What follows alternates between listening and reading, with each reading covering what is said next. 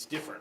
The government's different, and this was an opportunity for the city of Buffalo, to publicly see the new leader that they elected, but also to pass the torch from the ongoing. So, great day today, and it's very interesting and somewhat awe-inspiring to have walked into the mayor's office. It's a tremendous feeling.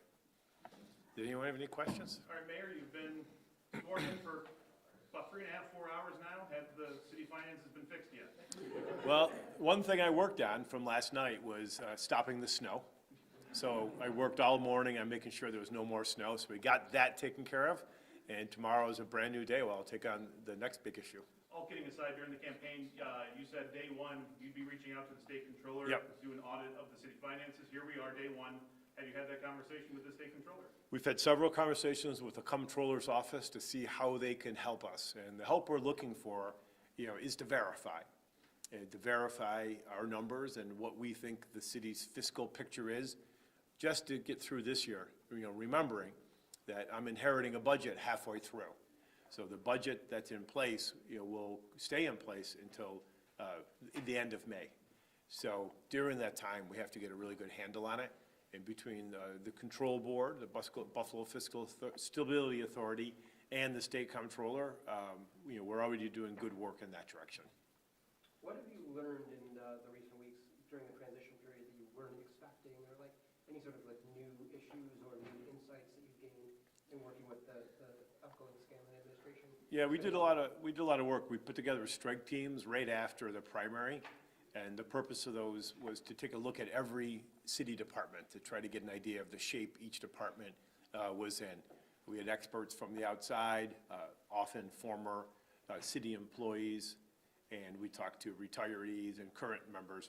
And the news is that almost every department we looked at, was in worse shape than we thought. Many of the departments are running skeleton crews. Many of the departments have lacked clear direction. So we're going to work with the new department heads we're bringing in to try to make sure each department knows the direction they're supposed to be heading, and that they're all working towards the values of this administration. You talked about transparency a lot during the campaign, in pledging to be a more transparent city hall than maybe we saw in previous administrations. So, the first test, the IA investigation regarding the officers that responded to the Granville crash just concluded a couple days ago. Yeah, I noticed the timing of that seemed to be just before I took office. Well, will you direct the interim commissioner to release that report so the public knows exactly what was investigated and get all the details of what happened? Yep. I've already spoken to the incoming corporation council. We're trying to figure out exactly, how much information that we can release, and we're going to release all the information that we're permitted, to release. The public needs to have a better understanding of the Granville situation. Why did it take so many months to conclude an investigation? Mind you, every one of the officers who are under investigation stayed home and got paid for month after month after month. And at the end of it, it didn't seem like the investigation really yielded much. It could have been done in a series of weeks. So we're going to take a very close look at that. If I had my druthers, that case would not have been settled until after I took office. Do you take exception to that, the fact that it may have wrapped up before the transition of power?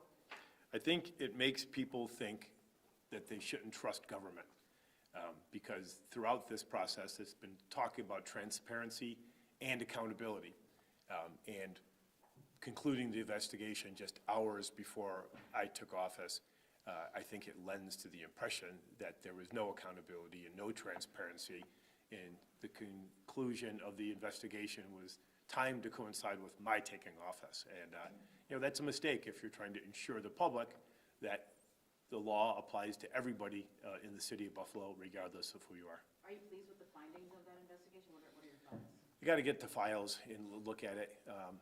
But we'll be talking about this in the next week or two as I get my arms around the file, remembering that I have no ability to look at any of the government files until today. So I know as much about the Granville situation as anybody who reads the Buffalo News and watches television news. So as we're getting more information, we're going to be developing a greater insight into that, and we're going to figure out how do we really release everything to the public to let them know this is the result of the investigation, this is how much it cost for this investigation as it went on from month to month to month.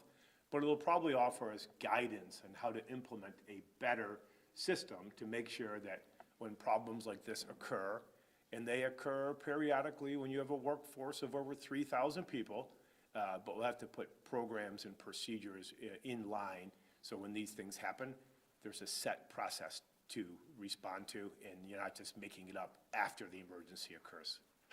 Over the weekend, we saw the closure of downtown's only movie theater. Today news broke that Allen Burger Ventures closing in Allentown. During the campaign, you promised a comprehensive downtown business plan. There were plans to bring downtown back to life. When can the public expect details for that plan? We're going to start working on that, right away. We've already been in conversations with Buffalo Place, trying to get a handle on how they view this situation. We've been talking to downtown property owners, building owners, as well as retailers. But we want to have it so we know the direction we're moving in downtown development. So when blips happen, because in our economy, there's always winners, there's losers, there's restaurants that open, there's bars that close. We just want to have a dynamic economy downtown. So, when the bad news hits and a movie theater closes or a restaurant closes, in the same time, you could report that several businesses opened during the same period of time. So I know the Allen Burger Venture had a very long run on Allen Street. But the real test of the impact of that closure will be several months from now, is another restaurant in the spot. And if there's another restaurant in the spot, then that's a reflection of the ups and downs of the business cycle, and the new entrepreneur came in. But if months go by and the spot's empty, well, that's a reflection on a bad business climate, which we'll have to endeavor to fix. A lot will depend on what happens in the Fourth Circuit, but with the controller and the borrowing situation, are you exploring other avenues? I know, you could go through PFSA or. Yeah. What do you, because your agenda depends a lot on borrowing, especially for capital needs and money the city has. Sure. So, we all know that part of the reason the city's in such rough shape from its infrastructure is the fact that the city really narrowed down its borrowing for almost a decade. And you can see the results of that. Anyone who's a homeowner knows that if you don't keep your house up, it's going to cost you more to fix it down the road. And Buffalo's kicked the can down the road on major infrastructure programs, be it community centers, parks, or roads. So we need to address it. But what we can't have is, sniping between elected officials, making it so progress, doesn't happen. We're coming up to 2 construction seasons behind on the capital money. So in fact, when it is released, we're already behind. These projects should have been done. So we're going to explore all the options. We hope the court rules quickly on that case. And if the court, delays, we can look at other options, such as, changing the charter to be very clear on the ministerial role of the city comptroller, or we could reach out to the Buffalo Fiscal Stability Authority to see if they could borrow on the city's behalf. But it all starts with conversations. I'll be meeting with the Buffalo City Comptroller very soon, and we'll talk about the issues in that case, but also to reinforce the importance of getting that capital money out into the streets, because the people of Buffalo deserve better roads, they deserve better community centers, they deserve pools that have been fixed. So that's the implications of that stagnant fight that's been going on. You're going to be jumping into budget season here in just a matter of weeks. Those preliminary conversations with your administration, what is one of the, or any of the top budget priorities as you look ahead to next fiscal year and the first Sean Ryan budget? Yeah, the budget priority number one is figuring out our deficit. We've looked at the first quarter and the second quarter. It looks like we're not going to finish this year balanced. We're going to have a deficit to finish this year out, which means you're going to have to borrow. You're going to have to do some sort of debt, bring on debt to pay your current expenses. That's not where anybody wants to be. So as we're tackling that and running that to the ground, we're going to be looking at creating our own budget for the 26-27 fiscal year.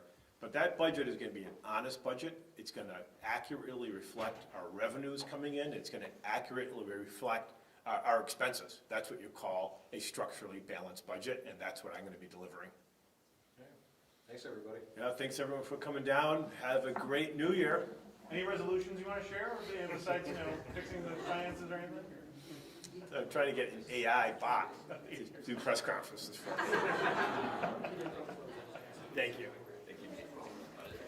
Yeah, thank you. Justin, good to see you. Yeah, Happy New Year.